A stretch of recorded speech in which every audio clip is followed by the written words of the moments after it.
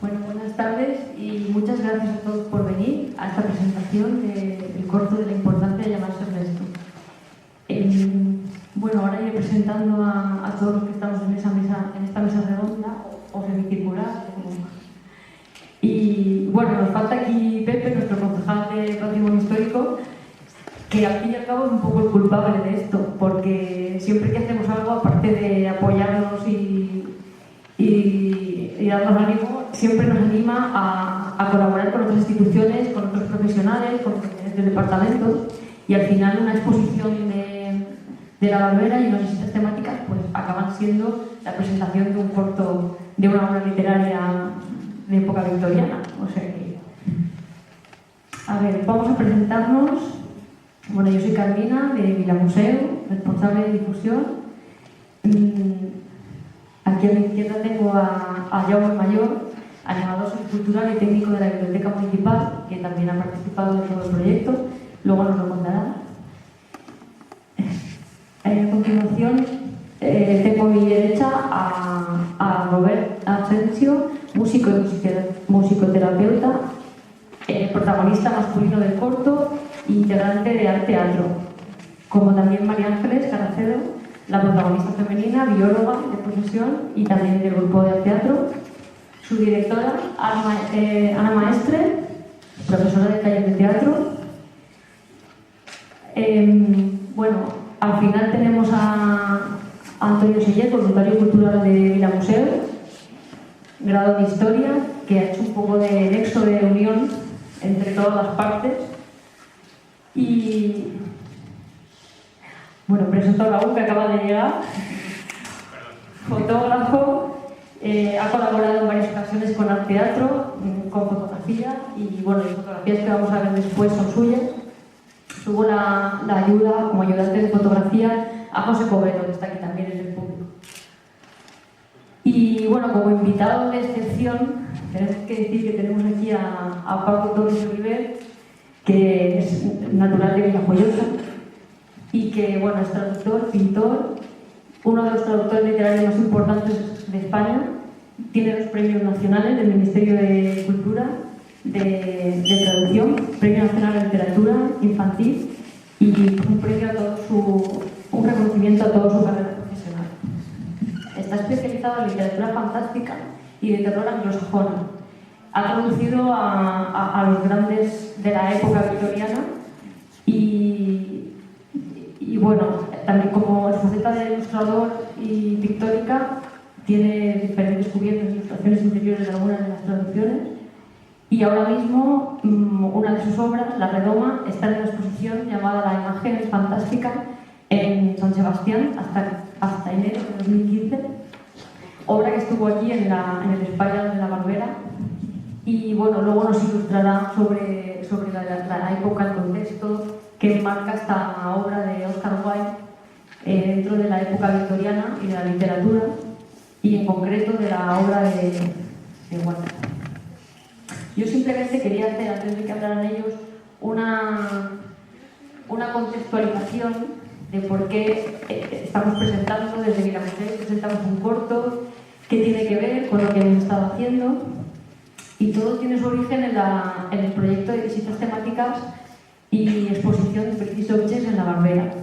Sabéis que la Barbera es la casa museo que tenemos aquí enfrente, se abrió al público en 2005 y desde entonces, bueno, pues estamos haciendo visitas teatralizadas, visitas guiadas, han pasado miles de visitantes por ella, y como cualquier museo, pues requiere una renovación de contenidos y hemos hecho diferentes exposiciones sobre el luto y sobre otros temas.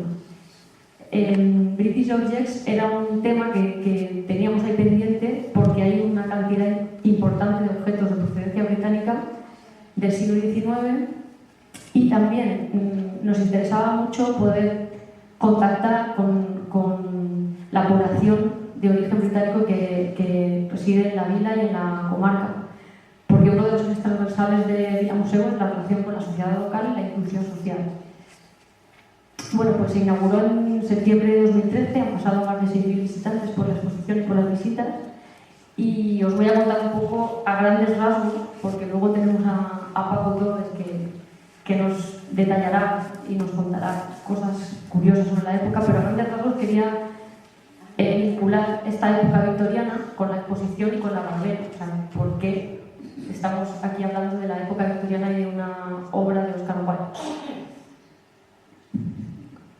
Bueno, la época victoriana es, digamos, la época, o una de las épocas más relevantes de la historia del Reino Unido, y coincide también con la época de esplendor de la Casa Museo de la Barbera, el siglo XIX, y concretamente durante el reinado de la reina Victoria de Inglaterra. Es el momento en que tenemos más piezas interesantes en la casa, el momento en que hemos contextualizado la exposición, donde situamos la colección de fotografías, los personajes más relevantes. Y entonces, bueno, pues en las visitas hacemos ese paralelismo entre la familia aragonés, salvando las distancias, claro, porque eran aristócratas, pero no eran la familia real, pero tienen muchas similitudes con la familia real británica y con la familia real española incluso. Aquí tenemos la foto de familia. Es curioso que la foto de la familia real británica es un collage. Veis que cada uno está mirando para un lado porque es un corte de piedra. Es curioso. Pero bueno, tenemos ahí todos sus miembros. Estas tres fotos son prácticamente del mismo momento. Y es curioso también porque las tres parejas pues, se casaron entre primos, tuvieron un montón de hijos, como también era propio de la época.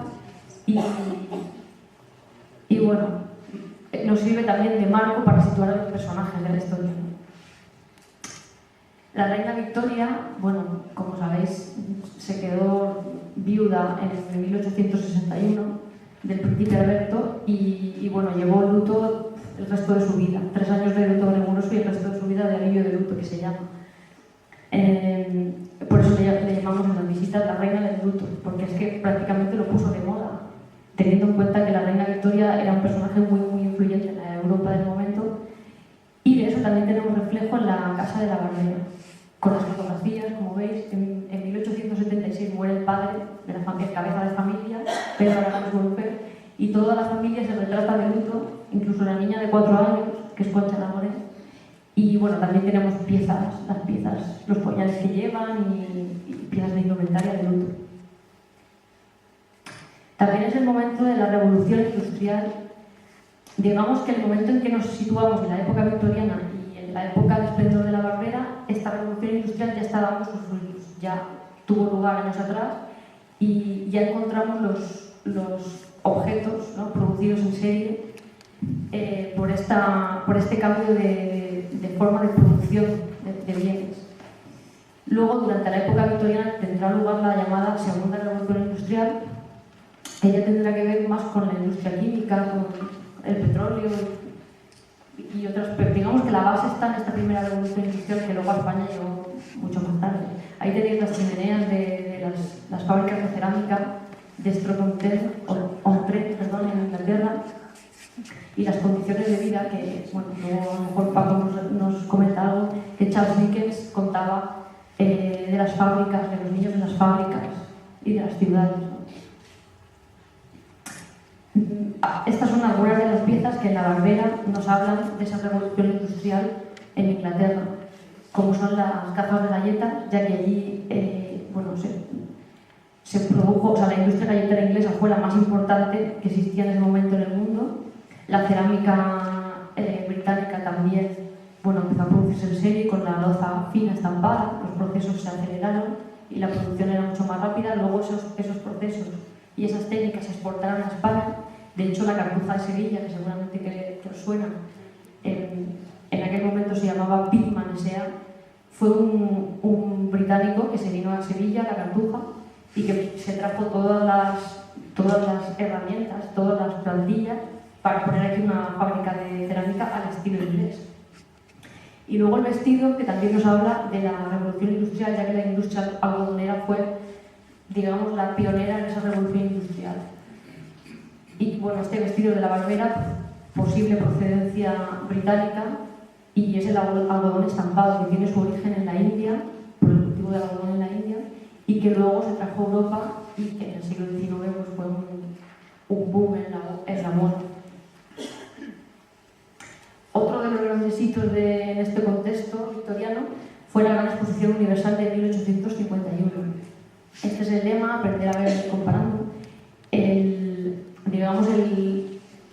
maestro de obras aquí fue el príncipe Alberto, el que se ocupó de todo, que estuvo al frente de todo. Y aquí tenéis una imagen del Crystal Palace, que fue también un hito dentro de la arquitectura, por el uso del acero en los espacios diáfanos, el hecho de que fuera desmontable. De hecho, luego se desmontó. Esto es en Hyde Park, y luego se desmontó y se llevó a otro sitio. Aquí tenéis algunos datos de la Exposición Universal que pueden dar una idea de lo que significó en aquel momento. O sea, era una exposición grandiosa, había de todo, todas las novedades estaban ahí. Había telas, muebles, inventos, de todo. El reflejo de esta Exposición Universal en la Barbera, pues también lo tenemos. Por ejemplo, con estas dos camas que hay en la Barbera y que tienen su origen, o su, digamos, rastreando su origen, encontramos que aparecieron y se exhibieron en la Gran Exposición Universal del 51. Una de ellas es la cama góndola, que no hemos encontrado ningún paralelo, por lo menos aquí en España, teniendo en cuenta que hemos consultado con el Museo Nacional de Artes Decorativas y otros museos. Y bueno, el único paralelo lo encontramos en el catálogo de la Exposición Universal, en un diseño de un tal Dupont francés, que es esa imagen que tenéis ahí. Y la otra cama, con dosé de hierro, presentaron también Peyton y Harlow, que eran los fabricantes de bicicletas, en principio. Presentaron un modelo similar en la Exposición Universal. Y bueno, también tenemos ese reflejo en la Barbera. También en la Exposición Universal se reflejó el gusto por lo oriental que había en la época, y que también en la Barbera tenemos el reflejo. Japón participó en la Exposición Universal en 1851 y en 1885 se produjeron dos hechos en Londres que, digamos, fueron el detonante de o el momento culminante de esta moda o de este japonismo que se llamaba en Inglaterra, en Londres, que fue el estreno de la obra El Mikado y de Japanese Village, que es un poblado japonés que se construyó cerca de las afueras, en un barrio de Londres, y que en ese momento refleja esa expectación, esa curiosidad por el lejano oriente. También contribuyó a ello los relatos de los viajeros que iban allí y, por supuesto, el comercio de los productos que iban y venían.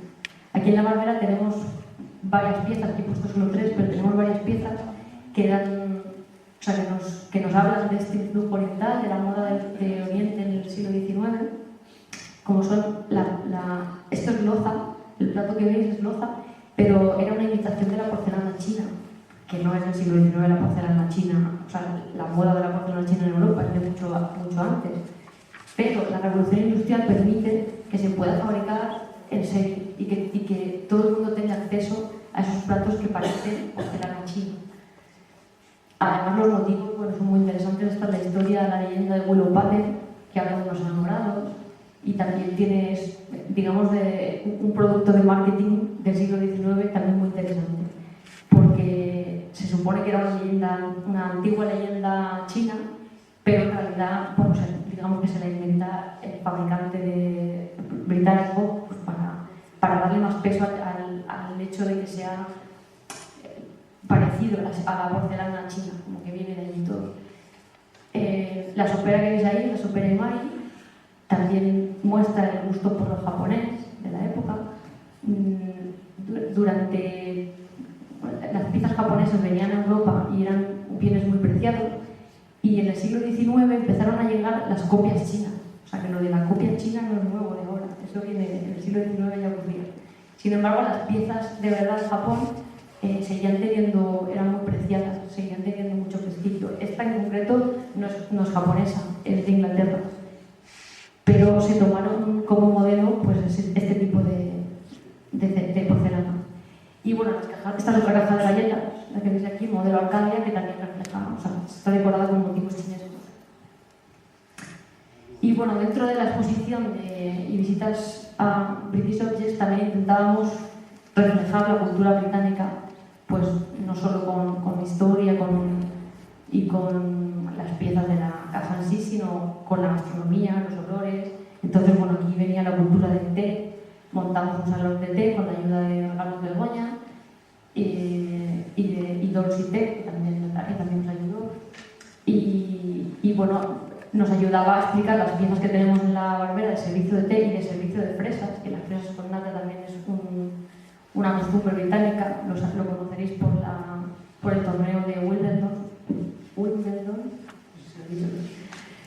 Y bueno, nos daba pie también a eso, a darle un matiz un poco más sensorial a la exposición.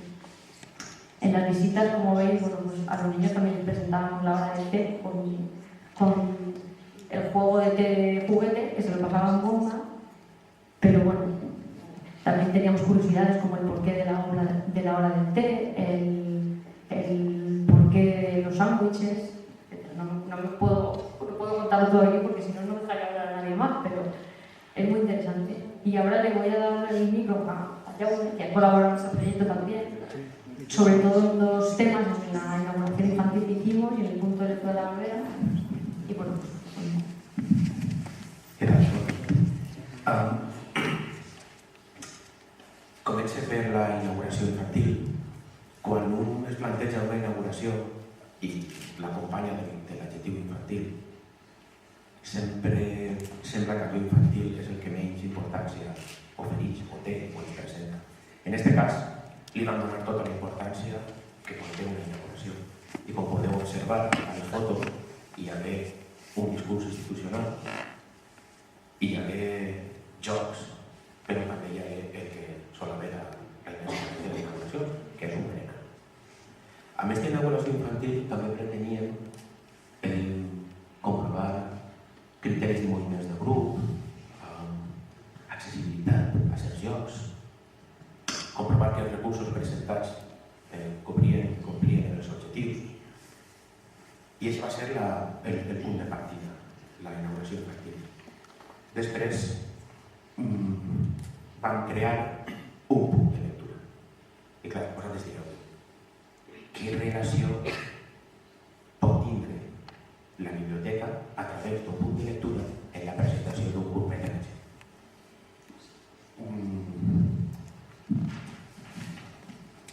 Seré breu, 5 minuts. A diferència del passat, de fa 10 anys, on la tendència general de les biblioteques i altres institucions culturals, museus i arxius, per exemple, era la d'assumir que l'usuari vindria a nosaltres, a les nostres institucions. En l'actualitat no és així. És a dir, que moltes institucions preferim treballar per així de contactar amb l'usuari, amb el ciutadà,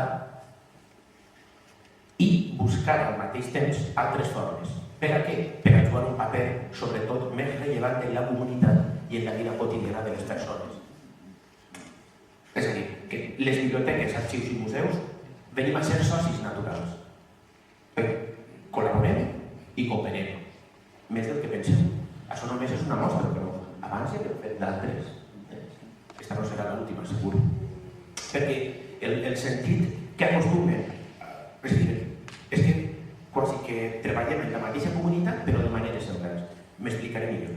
Les biblioteques, arxius i museus recolzem i augmentem oportunitats d'aprenentatge per a tota la vida. 1. 2. Conservem el patrimoni de la comunitat i protegim i proporcionem accés a la informació. Això amb el British Objects es complica. És a dir, que tot aquest plantejament és fàcil de concretar, tota aquesta teoria. Per una banda, la Biblioteca Municipal Cristóbal Saragossa, per l'altra, Vila Museu. Per una banda, l'exposició British Objects de Vila Museu, per una altra banda, la literatura i el plaer de la lectura. És simple, és simple. Tinc quasi 1000 papers, però és simple. És més fàcil, passa que jo soc molt desordenat. La literatura, com a manifestació artística, reflecteix bàsicament els sentiments i els valors d'una època i d'una societat concreta. És a dir, que el text literari, el producte en si, no és més que el producte i el factor d'un moment històric en una determinada cultura. Que bonic, no? Està guai. O concretem més, una novel·la, o l'obra d'Oscar Wilde, la importància de llamar-se Ernesto. Felicitats a tots els... Avui és Sant Ernest. No sé si havíeu cregut, Avui és Sant Ernest. Moltes felicitats. No n'hi ha cap.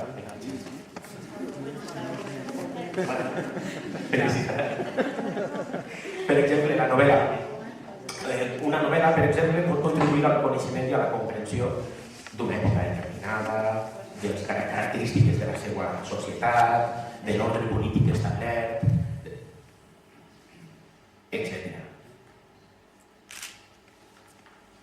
És a dir, i ja per concloure, si dir, que tot aquest plantejament ho realitzarem nosaltres a través de l'establiment d'un punt de lectura dins de la pròpia exposició amb obres literàries significatives d'aquest període, anem a dir, era victoriana, i simplement crearen un punt de lectura. No era posar aquí 1.000 obres, sinó 40, 30, però que foren les significatives i que foren fons propis de la biblioteca de tots els ciutadans. Així que, per acabar, només dic que aquestes col·laboracions a nosaltres, a les institucions, com museus, arxius, biblioteques, ens possibiliten el poder enfortir ja no el prestigi públic amb aquests actes, sinó anem una miqueta més allà, que és el que a nosaltres ens ocupa, no? Sinó millorar els servicis, per exemple, i amb la inauguració infantil ho podem fer. Per exemple, millorar el programa, tot allò que oferim com a activitat. I, clar, en tot això només pretenem respondre millor a les necessitats actuals d'un públic, que cada vegada és més variat, més ampli i divers. O sigui que d'aquests tipus d'associacions, de tota aquesta juntera, ens ajuda moltíssim a les institucions com biblioteques, com museus, com arxius, perquè servim a la comunitat. És que no hi ha més. Com utilitzant habilitats col·lectives i, sobretot, incitant a la participació. Com a mostra, ho teniu així. Avui presentem un curtmetratge, la importància de llamar-se a casa. Gràcies. Bueno, aparte de la inauguración infantil, que fue un éxito porque los chavales se lo pasaron bomba. Hicimos una inauguración también para adultos, tuvimos música en directo, británica, el té, los sándwiches. También hemos tenido unos 6 visitantes que han pasado por la exposición, por las visitas, y también hemos tenido a los colegios e institutos de la vila. En concreto, y es que veis una foto de un instituto, en concreto la actividad que hacíamos con los institutos era un juego de rol que también les gustó mucho en inglés, para la preparación del cual nos ayudó Ángela Cabrera, que es profesora de aquí del Instituto Marcos Zaragoza, y que tenía mucho que ver también con los personajes de la literatura de la época, porque en esos papeles del juego de rol, pues en alguna ocasión nos estaba hablando el mismo Oscar Wilde o alguno de sus personajes. Y bueno, esto lo decía también como enlace para darle la palabra y el micro a Paco, que nos va a hablar del contexto de la Inglaterra victoriana, de la literatura. Él es el que ha preparado la hoja de sala que tenéis, el marco para situar estos datos, y sin más. Bueno, pues veréis estos papeles que he preparado en realidad era una especie de mapa de carreteras para poder situar a Oscar Wilde dentro de la época victoriana. La época victoriana tiene fundamentalmente un periodo tan grande que abarca, una evolución, que no es el principio no es lo mismo que el final. Quiero decir que en la literatura, como en pintura, como en poesía e incluso como política, pues se desarrolla desde los años 30 hasta 1900. Pero digamos que la conciencia de la sociedad inglesa lo que hace es continuar una tendencia que tiene ya desde años anteriores, años 1780 o por ahí.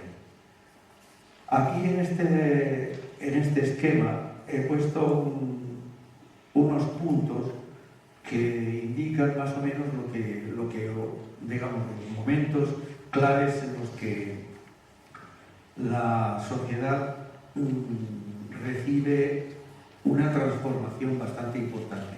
Es no solamente la revolución industrial, sino otros factores que condicionan un montón de cosas, las relaciones laborales, políticas, etc. A finales del siglo XVIII sobreviene la revolución en la industria textil y algodonera. Tiene una importancia muy grande y se mueve, digamos, toda la riqueza del país sobre eso.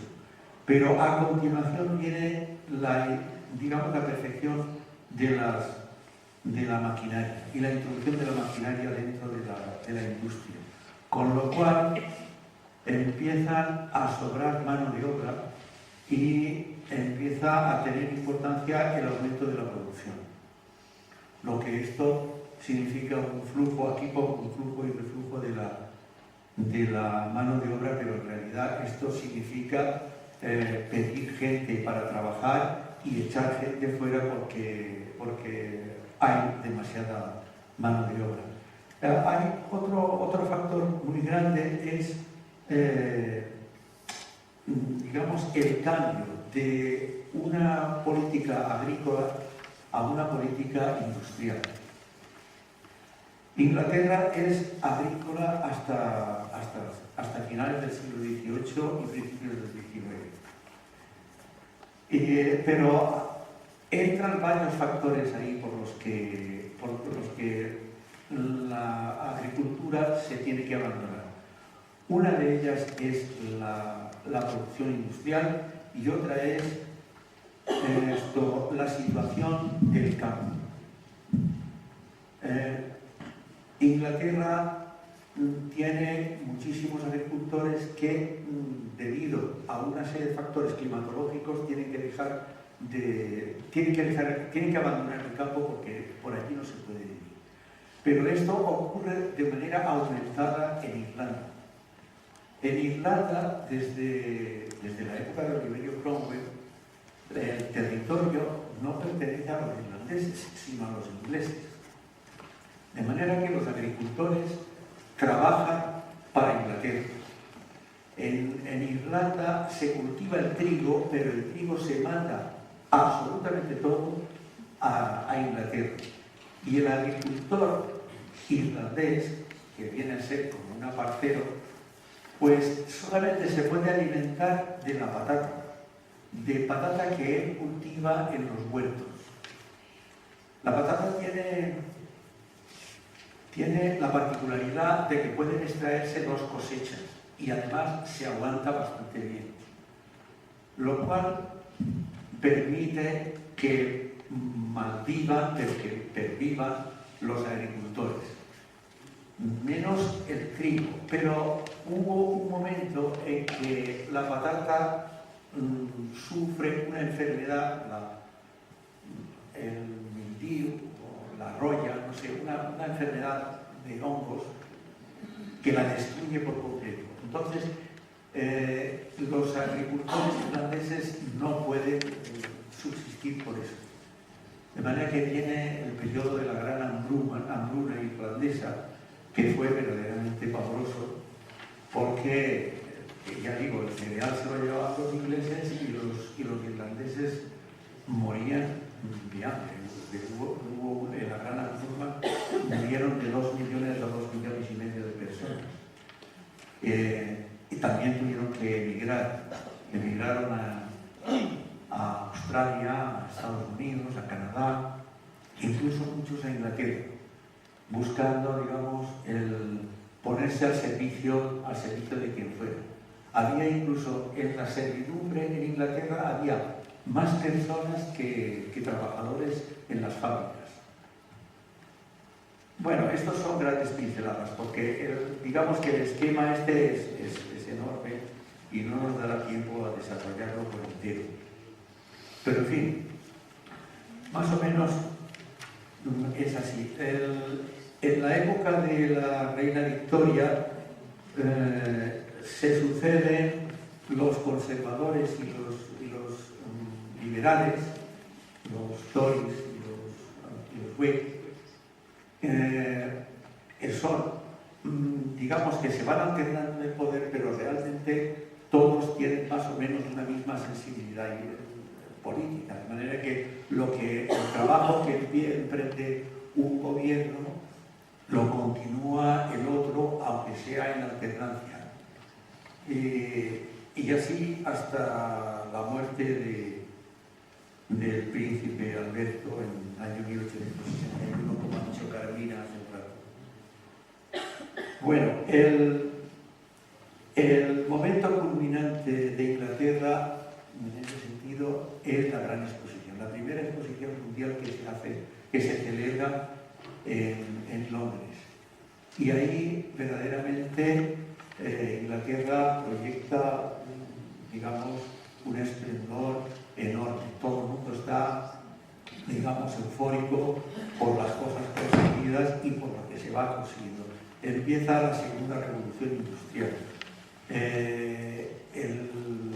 La máquina de vapor se perfecciona y entonces los medios de comunicación en Inglaterra se facilitan muchísimo, enormemente, se abandona la diligencia. Hay dos novelas de Dickens que hablan precisamente de la diligencia y de la alternancia del tren, de la comunicación ferroviaria. Y bueno, parece que se emprende una vía espléndida. Bueno, en la literatura,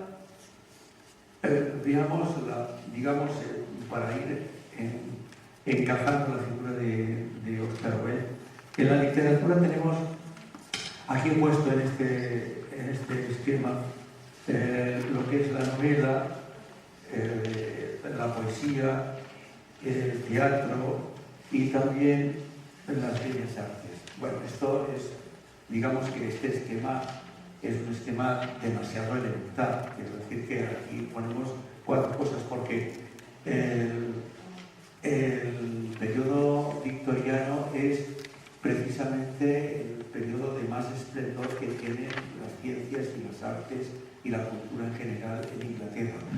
Pasa un poco como en el siglo de oro en España, de manera que brilla todo su esplendor, la política, las artes, las ciencias, la cultura, el pensamiento, todo. En Italia tuvo su momento también con el Renacimiento. Y bueno, en Inglaterra lo tiene en la época victoriana. La literatura tiene, digamos, tres épocas en el periodo victoriano. Una época, digamos, de tipo social, o mejor 3 apartados, porque los escritores incluso son coetáneos unos con otros. Lo que pasa es que uno enfoca desde el punto de vista social, mirando hacia la revolución, la transformación de la sociedad inglesa, como le ocurre a Dickens, o como le ocurre a Thackeray, o como le ocurre incluso a Wilkie Collins, que es compañero y amigo de Dickens. Otros siguen la línea del romanticismo, o sea, miran más hacia atrás, hacia lo que se creó durante la época romántica. No son tan sociales, sino más individualistas. Quiero decir que los personajes de la novela son individuos que se enfrentan o a sí mismos o a una situación y tienen importancia porque les ahondan, digamos, en el análisis psicológico de la persona. La persona busca una libertad o busca, digamos, sus propios anhelos, y esos están representados más bien por escritores femeninos, por autoras, que son las hermanas Bronte o George Eliot. George Eliot, que en realidad es una escritora, es Ana María Evans. Bueno, y un tercer apartado de la literatura que lo formarían Lewis Carroll, Stevenson y Thomas Hardy.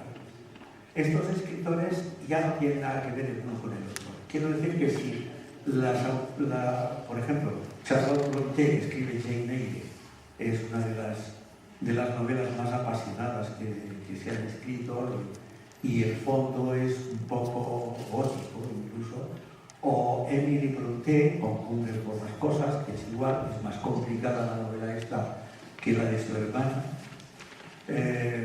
o las de George Eliot, Middlemarch, por ejemplo.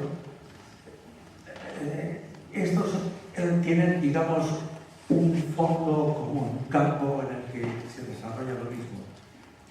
En cambio, estos otros, los de Stevenson, por ejemplo, Stevenson es un autor de aventuras, Lewis Carroll es un escritor como sabéis, es Alicia en el País de las Maravillas, son unos cuentos infantiles para una niña concretamente, o Thomas Hardy, que es un autor profundo, digamos, de contenido filosófico, pesimista, que refleja en sus novelas, digamos, una especie de opresión de los personajes como sacudidos por el destino, y que realmente al final acaba mal. Es un determinista,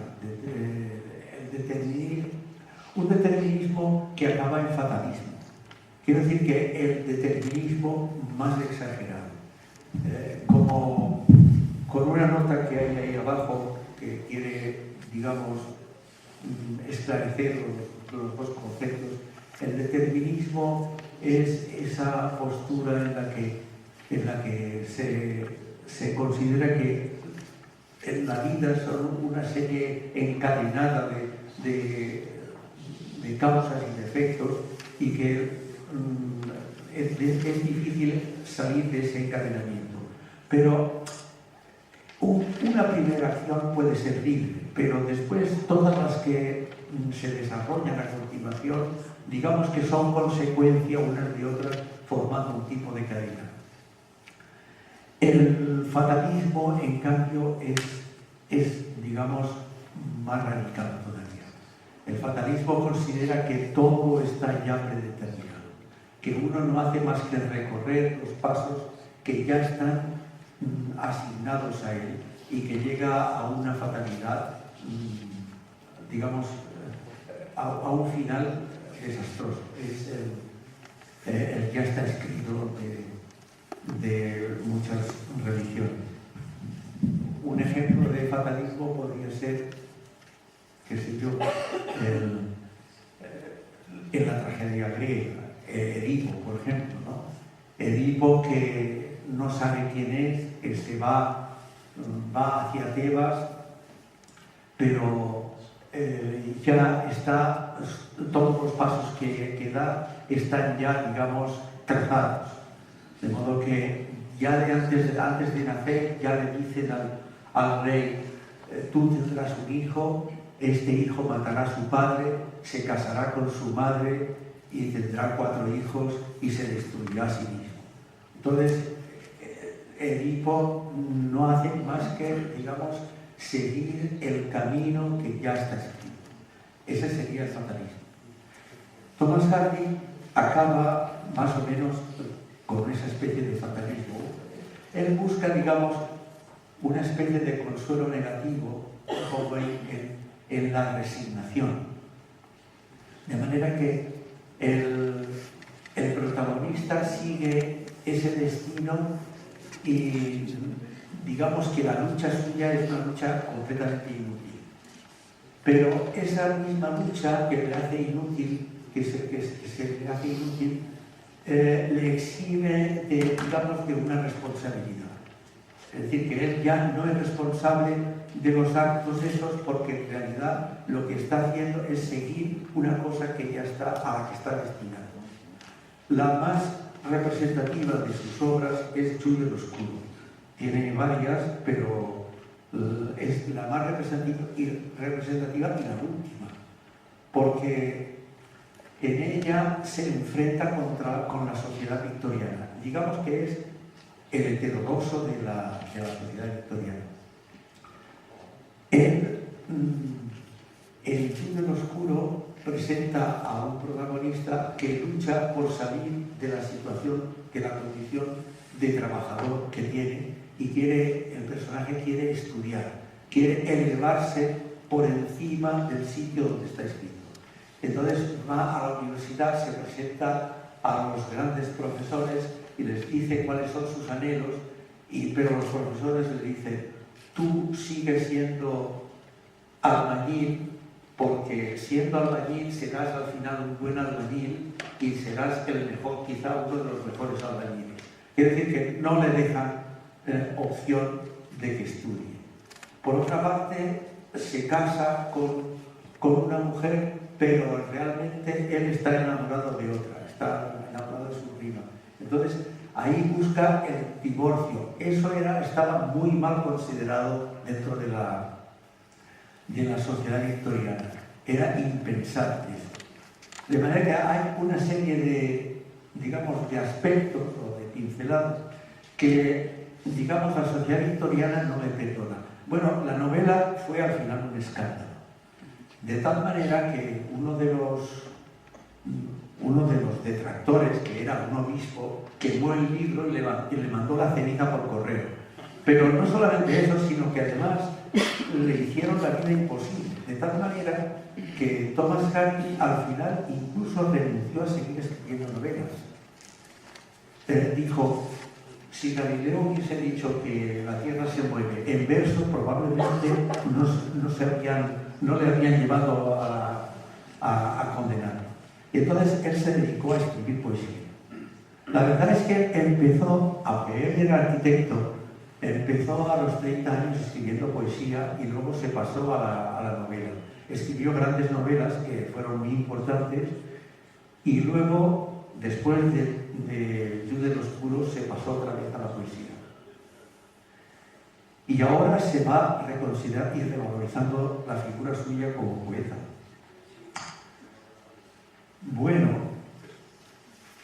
tengo que decir también que la novela es muy importante en la época victoriana. Digamos que el género literario más importante que tiene la época victoriana es precisamente la prosa, la novela. En el romanticismo es la poesía. En el romanticismo prácticamente no hay novela. La novela que hay en el romanticismo es lo que llamamos la novela gótica. La novela gótica es una novela, digamos, de segunda fila. Es una novela para un público que sabe leer y escribir, pero que tiene, digamos, un poco desarrollo cultural, por así decir, y es una novela espectacular. El romanticismo tiene la mirada puesta en la Edad Media y la novela gótica cultiva precisamente como aventuras la Edad Media, sitúa las acciones en la Edad Media, etc. Tiene también bastante de novela sentimental. La novela sentimental había aparecido antes de la novela gótica. Pero en la época victoriana, digamos que la prosa, la novela, es el género más importante. Y ahí pues están los que he citado más o menos. En poesía tenemos a Tennyson. Tennyson es el poeta oficial, el poeta laureado por la Reina Victoria. La Reina Victoria, digamos que lo condecora, es el poeta laureado y es digamos, el más representativo.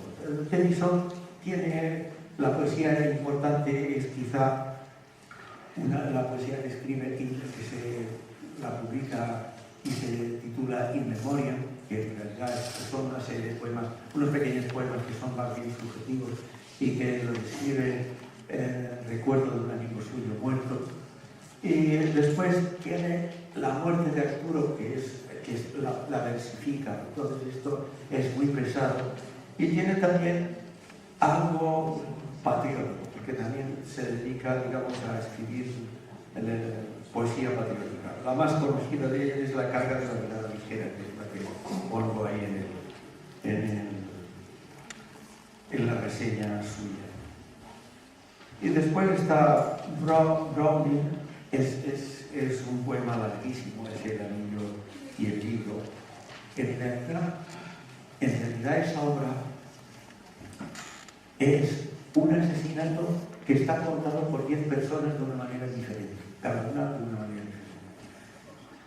Pero digamos que es muy pesada de lectura. Y después está Dante Gabriel Rossetti. Dante Gabriel Rossetti es pintor y poeta. Esto, como poesía, escribe algún soneto, pero lo más importante suyo es un librito que pone ahí que se titula Poemas. Y aquí tengo que hacer una pequeña referencia. Hay críticos que le reprochan a él una cierta pose. El libro Poemas, cuando su mujer muere, le pone el libro en el ataúd y entierran a la mujer con el libro. Pero después, pasado un tiempo, desentierran el ataúd y sacan el libro para publicarlo. Algunos críticos critican precisamente eso, que es, digamos, una manera de significarse y de hacer que se haga muy popular, y efectivamente fue muy popular el libro. Pero las cosas no fueron tan sencillas, porque, veamos, él está casado con su mujer, a la que conoce y son novios durante muchos años, y al cabo de 2 años ocurre el accidente por el que muere. La chica iban a cenar con unos amigos, invitados por unos amigos. Cuando llegan allí, la tía se sentía mal.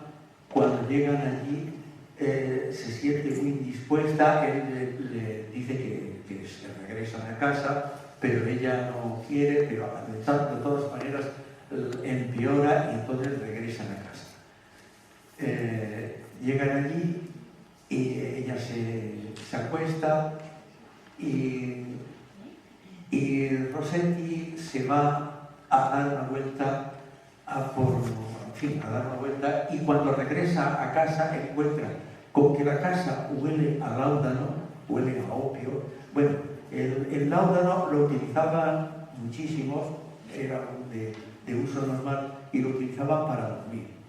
Probablemente la mujer se tomó una dosis de láudano, pero realmente se debió tomar una sobredosis de láudano, porque aquello estaba en mal estado. Él salió corriendo, buscó al médico, el médico empezó a hacerle, a tomar cartas en el asunto, llamó a otros 2 médicos, intentaron reanimarla, pero la chica no se llegó a reanimar y murió a la mañana siguiente.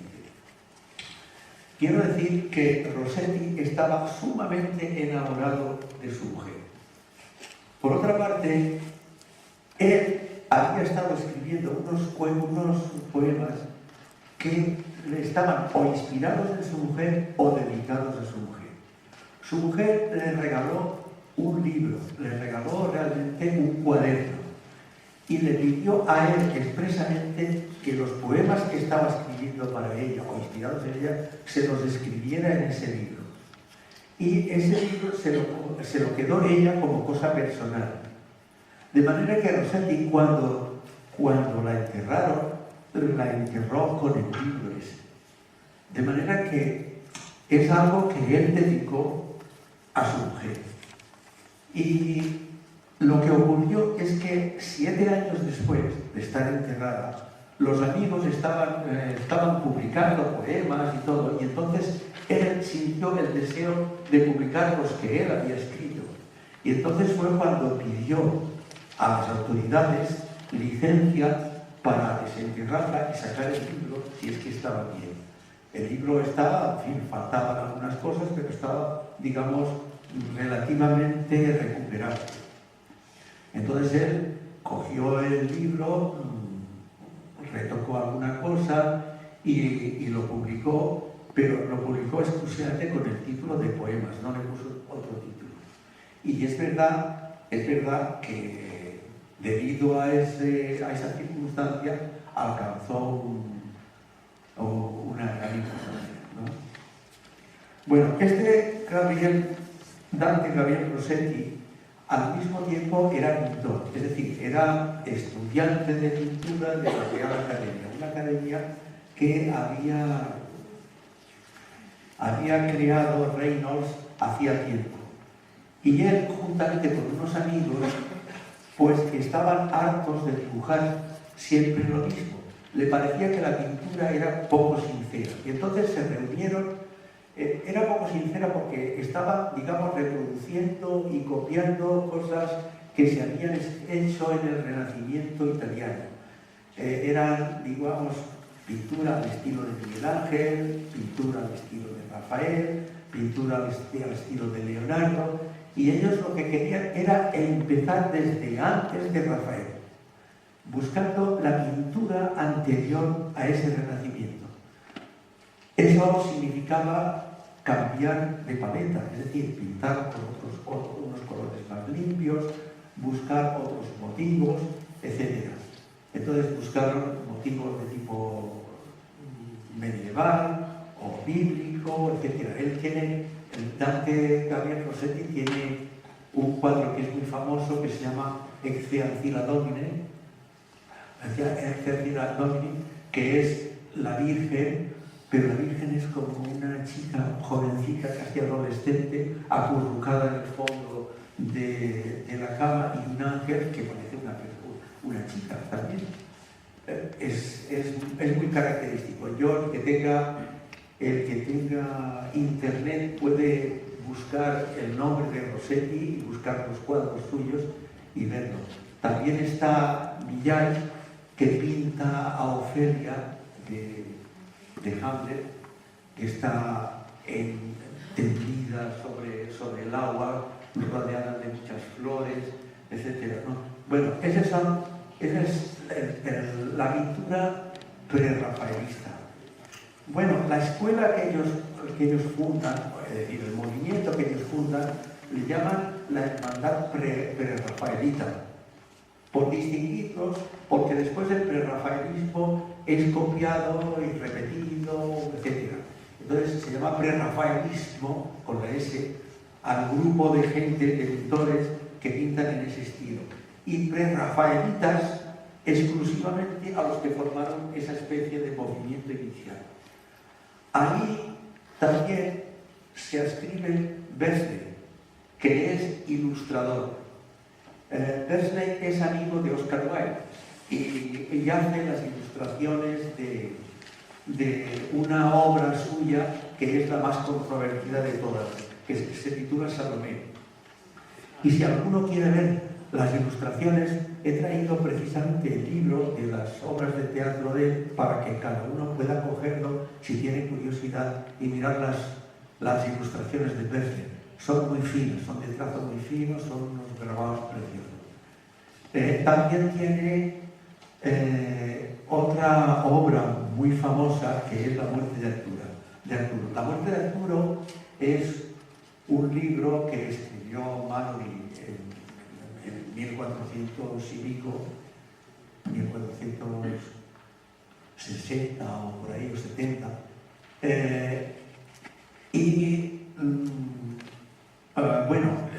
Lo publica en 1485, lo publica el primer impresor inglés.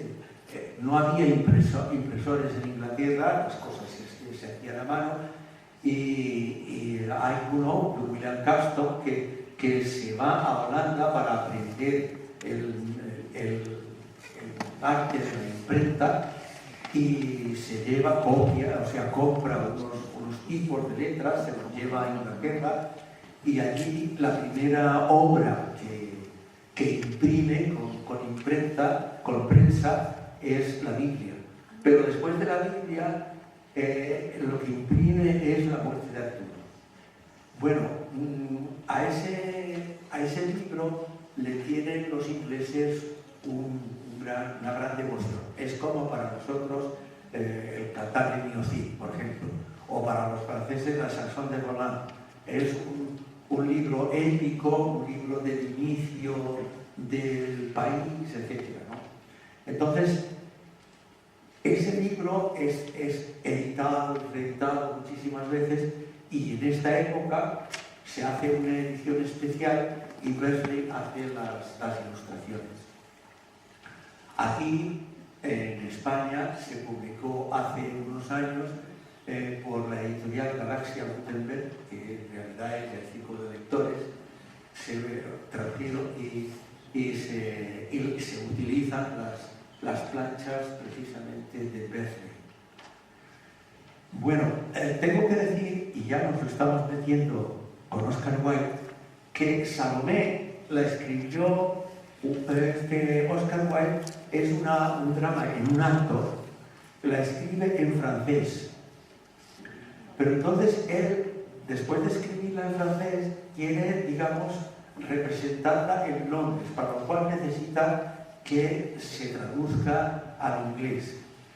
Y le encarga a que la traduzca al inglés a un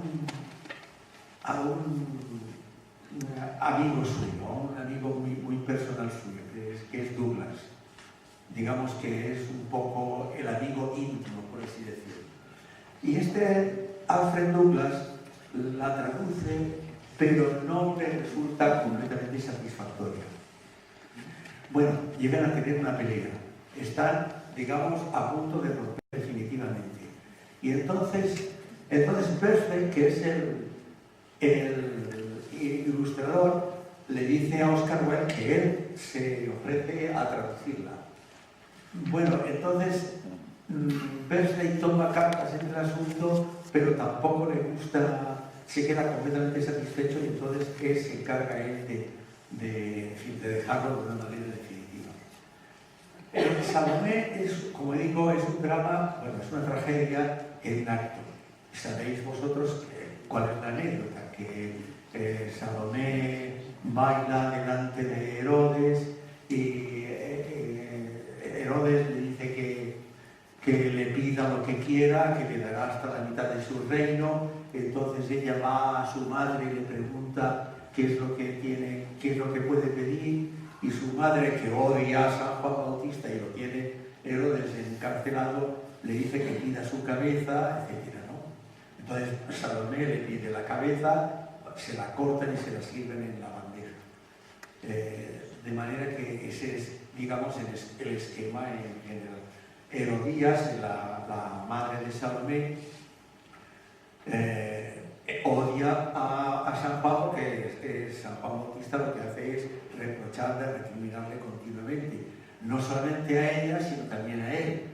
Le dice, no es lícito que tengas por esposa a la mujer de tu hermano, porque resulta que Herodías es la mujer del hermano de Herodes.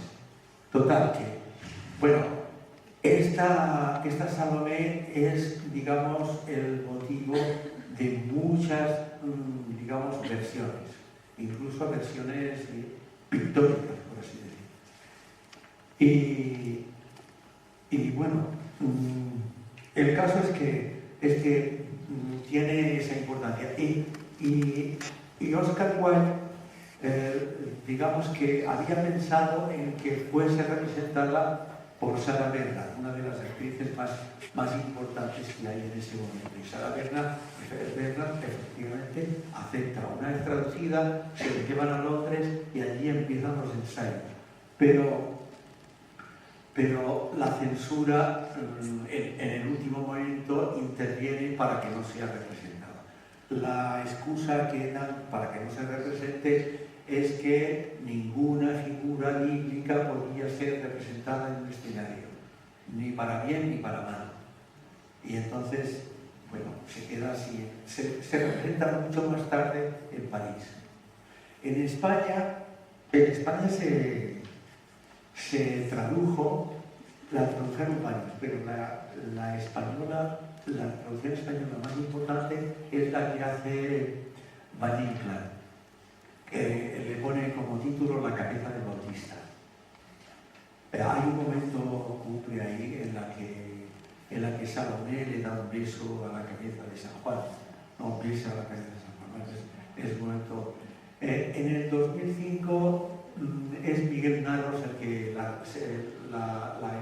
la monta y la representa en Sevilla. Pero ahí ya es una exageración, porque todo lo que está, digamos, sugerido en la obra de Oscar Wilde lo pone. Ese es el gran defecto que tiene, digamos, el cine y el teatro en la actualidad. Que todo lo que es sugerido, todo lo que es elipsis, todo lo que está emitido, todo lo que se deja a la imaginación del espectador, lo está completamente explicitado, aumentado y detallado, de tal manera que si hay un crimen hay que ver la sangre, cuántos dientes han caído al suelo, etc. Bueno, es una cosa tremenda, ¿no? Y eso es lo que hace Miguel Narros, que para mi gusto a mí me parece un exceso.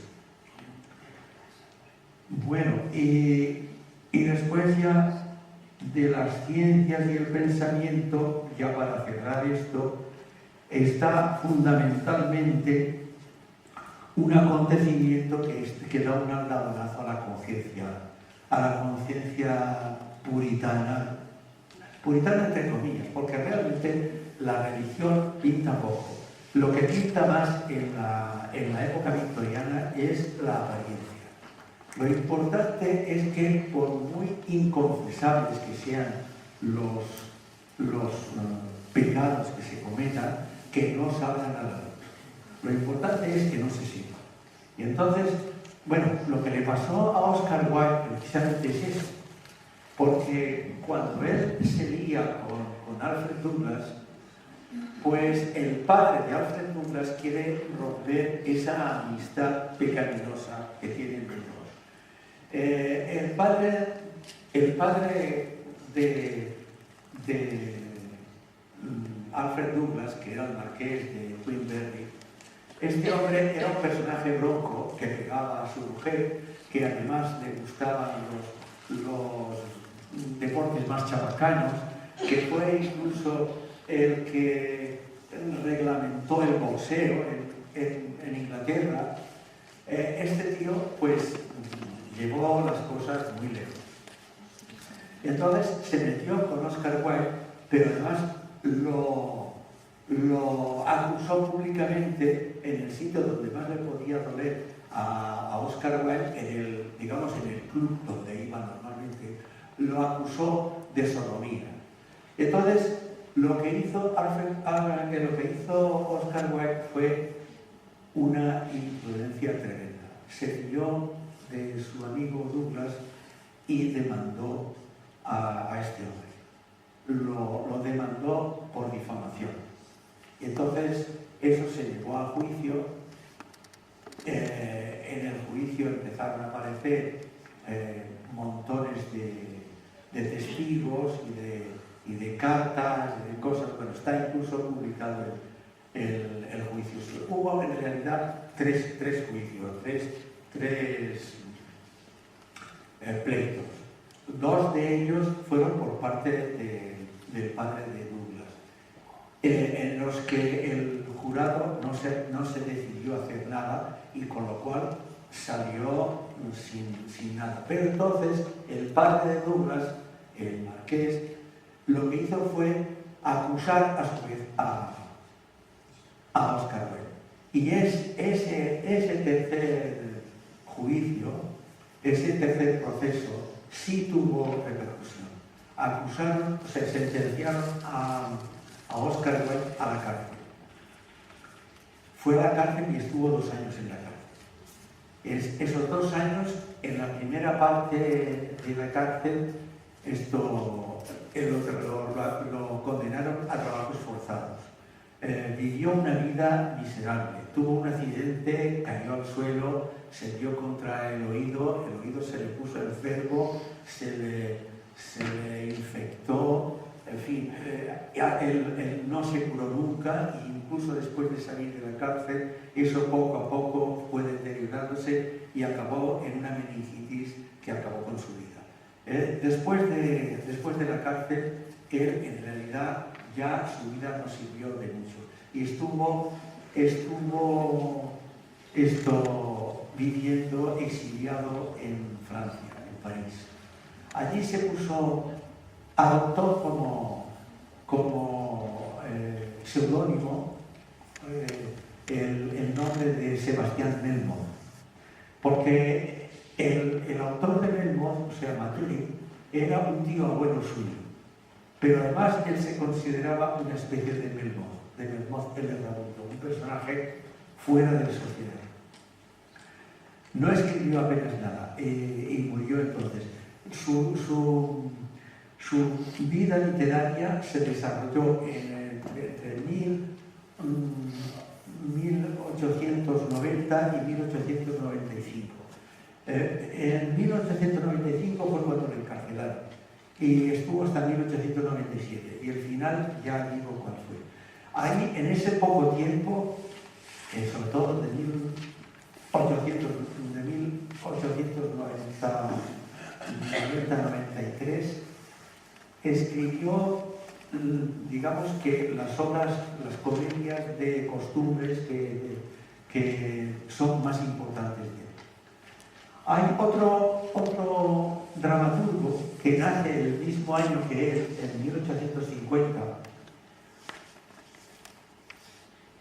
Me salta la duda, no sé si es en 1850 o en 1855, pero aquí está puesto. En 1856. En 1856 nace también Bernard Shaw, él es irlandés y Bernard Shaw es también irlandés.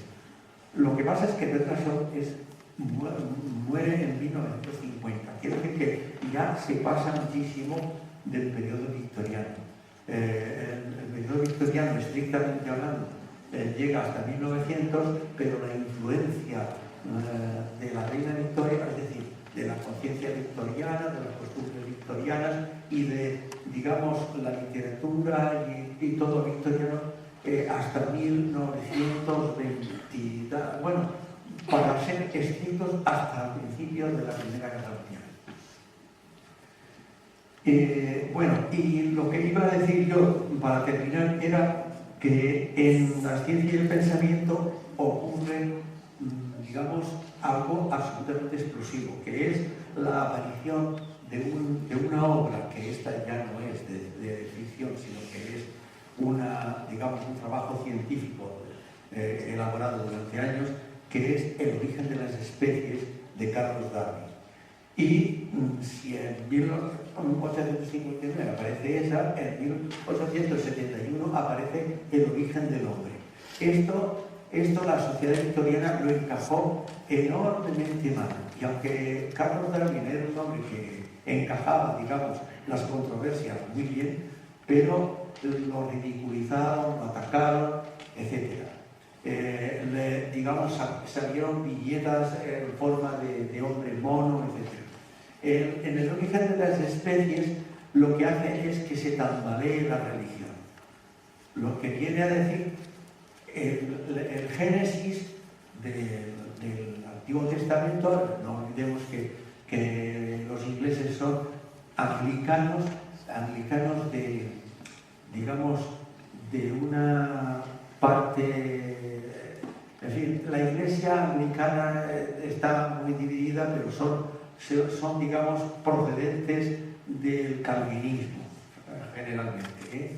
Ahí hay muchas clases, la alta iglesia, la baja iglesia, los presbiterianos, en fin, hay muchas sociedades. Pero en realidad provienen del calvinismo. El Calvino es un hombre que cree en la predestinación. Y la doctrina de Calvino enlaza mucho con la práctica mercantil que tienen los ingleses en ese momento, en la época victoriana. El calvinismo dice, agarrándose a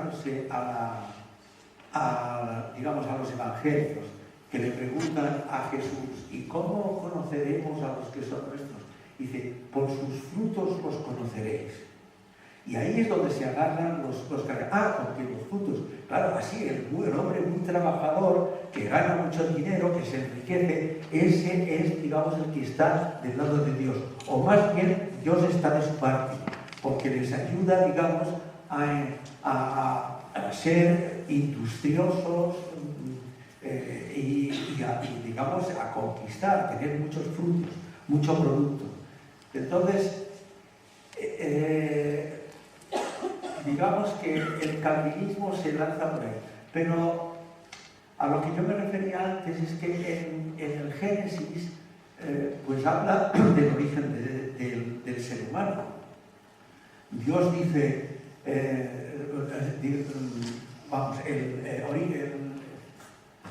el Génesis nos dice, Dios creó el hombre a su imagen y semejanza. Entonces, si nosotros hacemos caso de lo que nos dice, Darwin sobre el origen del hombre, Dios no puede haber creado a su imagen y semejanza al hombre, porque el hombre no sale así, tal cual es, sino que, y además, ni existe nada ni Eva, en fin, bueno, esto nos llevaría, digamos, a un territorio teológico. Y ahí se alinea con el evolucionismo un tal Herbert Spencer, que es el que influye en Thomas Hardy, en el pesimismo de Thomas Hardy. Herbert Spencer es positivista, y el positivismo es una especie de pensamiento que parte de la idea de que todo conocimiento, y sobre todo conocimiento científico, proviene de la experiencia. Pero no es el positivismo ese, digamos, empirista o experimental, es, digamos, un pensamiento que está inscrito, digamos, dentro de toda la cultura británica desde mucho tiempo atrás, desde el siglo XIII incluso.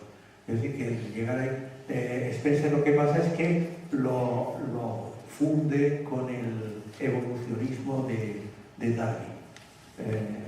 Digamos que él piensa que toda la realidad actual es, digamos, una descomposición de lo que es igual a lo que es múltiple, de lo que es homogéneo a lo que es heterogéneo.